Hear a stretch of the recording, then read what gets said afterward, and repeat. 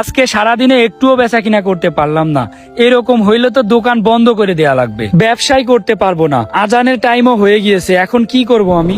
আচ্ছা শুভ, কি অবস্থা তোর? এই তো আলহামদুলিল্লাহ ভালো। বন্ধু তোর কি অবস্থা? আমারও ভালো। আচ্ছা আমার কিছু কেনাকাটা করা লাগবে বুঝছস, এখন তুই কই যাবি? আমি তো যাবো একটু ওয়াটার জোনের ওই সাইডে, আমার কয়টা বন্ধু আসছে দেখা করার জন্য, ওদের সাথে দেখা করতে যাবো। আচ্ছা ঠিক আছে বন্ধু, তাইলে তুই ওইদিকে যা, আমার কিছু কেনাকাটা করা লাগবে বুঝছস। আমি একটু এই শপিং মলে যাচ্ছি। আচ্ছা ঠিক আছে, তুই এখন কেনাকাটা করে বিকেলে আমারে কল দিস, বিকেলে একসাথে ঘুরতে ঠিক যাবো। আছে বন্ধু।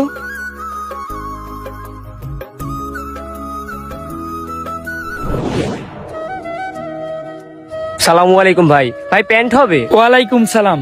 যাক, শুক্রবারের দিন সারাদিন পর একটা কাস্টমার পাইছি, যাকে একটু বেচা কিনা করতে পারবো। এনার সাথে বেচা কিনা করা হইলে আজান দিলে তারপর নামাজ পড়তে যাব। হ্যাঁ ভাই, আছে তো। আচ্ছা ভাইয়া, আমার কিছু প্যান্ট দেখান, আমার একটা প্যান্ট লাগবে। ভাই আপনার কি ধরনের প্যান্ট লাগবে? জিন্স প্যান্ট নাকি ট্রাউজার? ভাই যেহেতু খেলাধুলা করি তো আমার এই ট্রাউজারই দেখান। ও আচ্ছা, ট্রাউজার দেখবেন।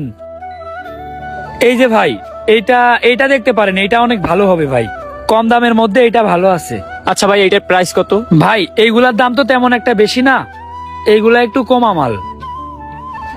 এটা আপনি 300 টাকা দাম, 250 টাকা দিয়েন। আচ্ছা ঠিক আছে, এটা দেন। আচ্ছা ভাই।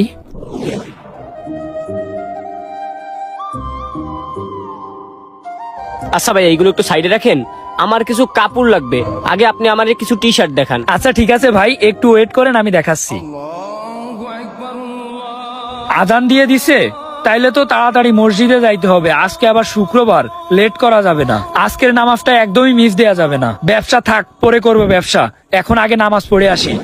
ও ভাই, আমি তো এখন কাপড় দেখাইতে পারবো না। কেন ভাই, কি হয়েছে? এখন কাপড় দেখাইতে পারবেন না কেন? আসলে ভাই আজান দিছে তো, আর আজকে তো শুক্রবার, আজকের নামাজটা পড়াই লাগবে। আমি নামাজটা পড়ে এসে তারপর বেচা কিনা করবো, এখন বেচা কিনা করতে পারবো না। ওই মেয়ে, ওই কাস্টমার দেখে আপনি চলে যাবেন, এটা কেমন ধরনের কথা? আপনি কি ব্যবসা করতে আসছেন না ধর্ম প্রচার করতে আসছেন? এতই যখন ধার্মিক, তাহলে দোকান দিয়ে বসে আছেন কেন?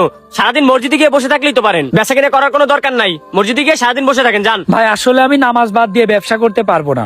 সকাল থেকে আমারও কিন্তু বেচা কিনা হয়নি, এই জন্য আমারও খারাপ লাগছে। কিন্তু এখন আজান দিয়ে দিয়েছে, আর আজকে শুক্রবার, শুক্রবারের নামাজটা কিন্তু আমাদের জন্য বাধ্যতামূলক। ব্যবসা আগে না, নামাজটাই আগে।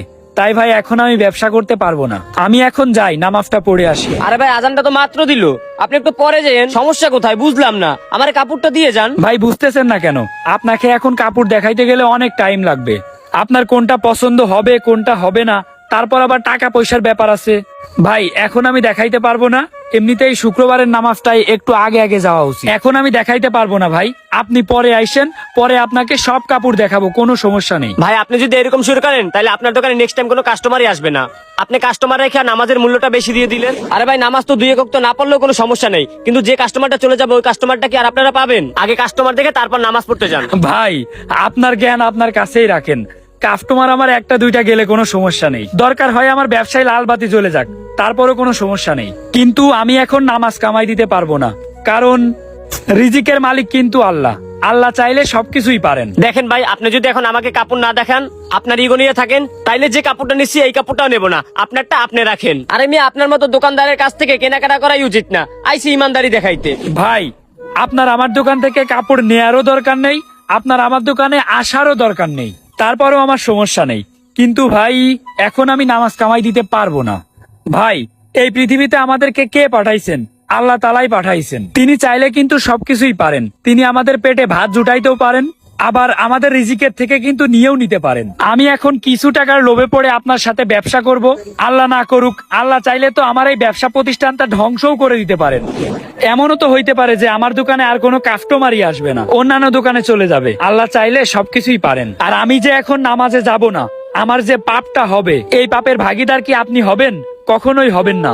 আমার পাপের ভাগিদার কিন্তু আমি নিজেই হব, অন্য কেউ হইতে যাবে না। সামান্য কিছু টাকার লোভে পড়ে এখন আমি নামাজ কামাই দিতে পারবো না ভাই, কারণ আমার পাপের ভাগিদার আমি নিজেই হব, আপনি হবেন না। তাই ভাই নামাজকে ছোট করে দেখে ব্যবসাকে বড় করে দেখা আমাদের কখনোই উচিত না। চলেন ভাই, আপনিও আমার সাথে যাবেন, চলেন একসাথে নামাজ পড়ে তারপর আপনারে কাপড় দেখাবো, তখন আপনি কাপড় নিয়েন। আসলে ভাই আমি আমার ভুলটা বুঝতে পারছি, আসেন চলেন একসাথে নামাজ পড়ে আসি দুজনে। ঠিক আছে ভাই, চলেন।